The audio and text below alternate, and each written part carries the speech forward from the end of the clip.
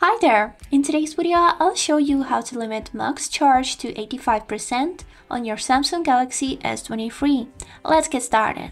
So as a first step, we would need to open settings on our phone and then scroll a little bit lower until you'll find this tab which is named battery.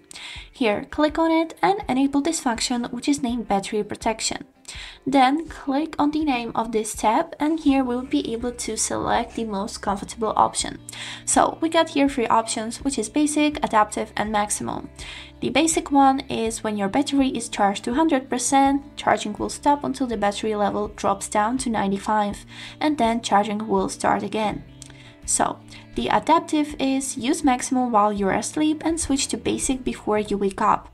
Sleep time is estimated based on your phone usage patterns. And the third option is maximum.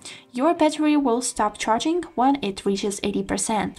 Keeping your battery at a full 100% charge for a long time can reduce its lifespan. Choose an option below to protect your battery and make it last longer. So in my opinion, the maximum one is the best one from these three, but you can always choose the one which you are comfortable with. And that was it for today. I hope this video was helpful and thank you for watching.